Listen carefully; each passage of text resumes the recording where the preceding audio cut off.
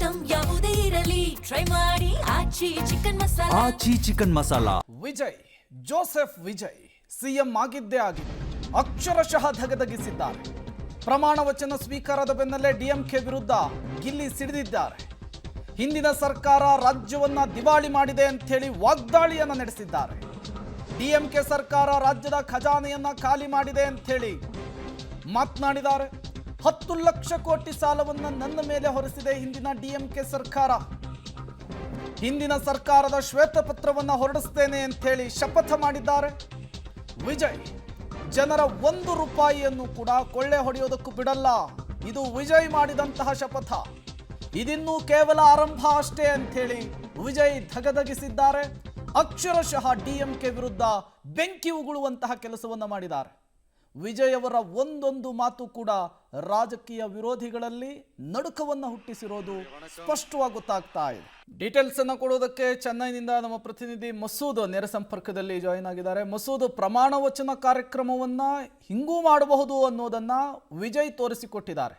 Example ಅನ್ನ set ಮಾಡಿದ್ದಾರೆ. ಅವರು ಆಡಿದಂತಹ ಒಂದೊಂದು ಮಾತು ಕೂಡ ಸಿಡಿಗುಂಡು ಬೆಂಕಿಯ ಚೆಂಡಾಗಿತ್ತು. ಇವರು ಆಡಿದಂತಹ ಪ್ರತಿಯೊಂದು ಕಾನ್ಫಿಡೆನ್ಸ್ನ ಮಾತು ವಿರೋಧಿಗಳಲ್ಲಿ ಹೊಸ ನಡುಕವನ್ನು ಹುಟ್ಟಿಸಿರಬಹುದಾ?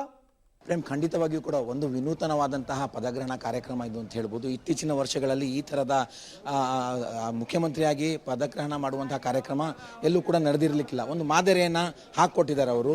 ತಮ್ಮ ಪದಗ್ರಹಣ ಕಾರ್ಯಕ್ರಮ ಆದ ನಂತರ ರಾಜ್ಯಪಾಲರು ತೆರಳಿದ ನಂತರ ತಮಿಳುನಾಡಿನ ಜನತೆಗೆ ಒಂದು ಭಾಷಣ ಮಾಡಿದ್ದಾರೆ. ಒಂದು ರೀತಿಯಲ್ಲಿ ಇಡೀ ಅವರ ಆಡಳಿತ ಯಾವ ರೀತಿ ಇರುತ್ತೆ ಮುಂದಿನ ದಿನಗಳಲ್ಲಿ ಅನ್ನುವಂಥ ಬಗ್ಗೆ ಒಂದು ಬ್ಲೂ ಪ್ರಿಂಟ್ ಕಟ್ಕೊಟ್ಟಿದ್ದಾರೆ. ಒಂದು ಹೊಸ ಭರವಸೆಯನ್ನು ಮೂಡಿಸಿದ್ದಾರೆ.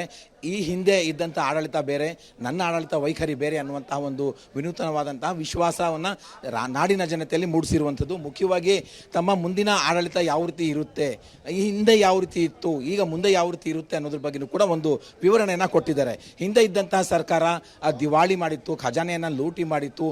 ಈಗಿನ ಆರ್ಥಿಕ ಪರಿಸ್ಥಿತಿ ಯಾವ ರೀತಿ ಇದೆ ಅದನ್ನು ನಾನು ನಿಮ್ಗೆ ಹೇಳ್ತೇನೆ, ಅದನ್ನು ಹೇಳ್ಬಿಟ್ಟು ನಾನು ಮುಂದೆ ಹೆಜ್ಜೆ ಇಡ್ತೇನೆ. ಹಾಗಂತಂದ್ಬಿಟ್ಟು ಕಷ್ಟ ಹೇಳ್ಕೊತಾ ಇದ್ದೀನಿ ನಿಮ್ಮ ಮುಂದೆ ಅಂತಂದಲ್ಲ. ನಾನು ಏನು ಭರವಸೆ ಕೊಟ್ಟಿದ್ದೇನೋ, ಏನು ಆಶ್ವಾಸನೆ ಕೊಟ್ಟಿದ್ದೇನೋ ಎಲ್ಲವನ್ನು ಕೂಡ ಈಡೇರಿಸ್ತೇನೆ. ಸ್ವಲ್ಪ ಸಮಯಾವಕಾಶ ಕೊಡಿ, ಯಾಕೆಂದರೆ ಈಗಿನ ಪರಿಸ್ಥಿತಿ ಆ ಥರ ಇದೆ, ಅದನ್ನೆಲ್ಲ ಸರಿ ಮಾಡ್ಕೋಬೇಕು. ನೀವು ಪರಿಸ್ಥಿತಿ ಅರ್ಥ ಮಾಡಿಕೊಂಡು ನನಗೆ ಸಮಯ ಕೊಡ್ತೀರಾ ಅನ್ನುವಂತಹ ವಿಶ್ವಾಸ ಇದೆ ಅನ್ನುವಂಥ ಮಾತನ್ನು ಕೂಡ ಅವರು ಹೇಳಿದ್ದಾರೆ. ಇದೇ ಸಂದರ್ಭದಲ್ಲಿ 2 ಘೋಷಣೆ ಕೂಡ ಜಾರಿ ಮಾಡ್ತೇವೆ ತಕ್ಷಣದಿಂದ ಅನ್ನುವಂಥ ಭರವಸೆಯನ್ನು ಕೂಡ ಕೊಟ್ಟಿದ್ದಾರೆ. ಉಚಿತ ವಿದ್ಯುತ್ ಮತ್ತು ಸಿಮಿನಿ ಕಾರ್ಯಪಡೆ, ಮಹಿಳಾ ಹೆಣ್ಮಕ್ಕಳಿಗೆ ಶೋಷಣೆ ತಪ್ಪಿಸೋ ನಿಟ್ಟಿನಲ್ಲಿ, ಜೊತೆಗೆ ಮಾದಕ ವಸ್ತುಗಳ ಕಡ್ಡಾಯ ಒಂದು ರೀತಿಯಲ್ಲಿ ಕಠಿಣ ನಿಯಂತ್ರಣ ಮಾಡೋದಕ್ಕೂ ಕೂಡ ಘೋಷಣೆ ಮಾಡಿದ್ದಾರೆ. ಆ ಮೂಲಕ ಯುವ ಜನತೆಯನ್ನು ಕಾಪಾಡಬೇಕು ಅನ್ನುವಂಥ ವಾಗ್ದಾನವನ್ನು ಕೂಡ ಮಾಡಿದ್ದಾರೆ. ಮುಖ್ಯವಾಗಿ ಅವರ ಭರವಸೆಗಳ ವಿಚಾರದಲ್ಲಿ ಒಂದಷ್ಟು ಸಮಯವನ್ನು ನಾಡಿನ ಜನತೆಯಲ್ಲಿ ತೆಗೆದುಕೊಂಡಿದ್ದಾರೆ. ಅದೇ ಸಂದರ್ಭದಲ್ಲಿ ಒಂದೇ ಒಂದು ರೂಪಾಯಿ ಕೂಡ ಜನರ ತೆರಿಗೆ ಹಣವನ್ನು, ಜನರ ಹಣವನ್ನು ನಾನು ಮುಟ್ಟೋದಿಲ್ಲ, ನನ್ನ ಸರ್ಕಾರದಲ್ಲಿ ಯಾರೂ ಕೂಡ ಜನರ ಹಣ ಮುಟ್ಟೋದಕ್ಕೆ ಬಿಡೋದಿಲ್ಲ, ಆ ಥರ ಒಂದು ವಾಗ್ದಾನವನ್ನು ಕೂಡ ನಾನು ನಿಮ್ಮ ಮುಂದೆ ಮಾಡ್ತೇನೆ ಅನ್ನುವಂತಹ ಒಂದು ವಾಗ್ದಾನವನ್ನು ಕೂಡ ಮಾಡಿದ್ದಾರೆ. ಯಾರಾದರೂ ನನ್ನ ಸರ್ಕಾರದಲ್ಲಿ ಯಾರೇ ಇರಲಿ ಆ ಲಂಚ ಭ್ರಷ್ಟಾಚಾರ ಮಾಡಿದ್ರೆ ಅಥವಾ 1 ರೂಪಾಯಿನಾದರೂ ಕೂಡ ತಿಂದಿದ್ರೆ ಅವ್ರ ವಿರುದ್ಧ ಕ್ರಮ ತೆಗೆದುಕೊಳ್ತೇನೆ. ಇದು ನಿಮ್ಮ ಮನಸ್ಸಲ್ಲಿ ಯಾವಾಗಲೂ ಇರಲಿ. ನಾನು ಆ ಥರ ಅಂದರೆ ನನ್ನ ಸರ್ಕಾರದಲ್ಲಿ ಲಂಚ ಥರ ನೋಡೋದಕ್ಕೆ ನಿಮಗೆ ಸಿಗೋದಿಲ್ಲ, ಅದನ್ನು ನಡೆಯೋದಕ್ಕೂ ಕೂಡ ನಾನು ಬಿಡೋದಿಲ್ಲ ಅನ್ನುವಂತಹ ಭರವಸೆಯನ್ನು ಕೂಡ ಕೊಟ್ಟಿದ್ದಾರೆ. ಒಟ್ಟಾರೆಯಾಗಿ ತಮ್ಮ ಆಡಳಿತ ಯಾವ ರೀತಿ ಇರುತ್ತೆ ಅನ್ನುವಂಥದ್ದನ್ನು ತಮಿಳುನಾಡು ಜನತೆಗೆ ಮನವರಿಕೆ ಮಾಡಿಕೊಟ್ಟಿದ್ದಾರೆ. ಮುಖ್ಯವಾಗಿ ಯುವ ಸಮೂಹ ದೊಡ್ಡ ಮಟ್ಟದಲ್ಲಿ ಅವ್ರ ಪರವಾಗಿ ಮತ ಹಾಕಿದ್ದಾರೆ. ಅವ್ರಿಗೆ ಧನ್ಯವಾದ ಹೇಳಿದ್ದಾರೆ. ಯಾರೆಲ್ಲ ಬೆಂಬಲ ಕೊಟ್ಟಿದ್ದಾರೆ ಅವ್ರಿಗೂ ಕೂಡ ಧನ್ಯವಾದ ಹೇಳಿದ್ದಾರೆ.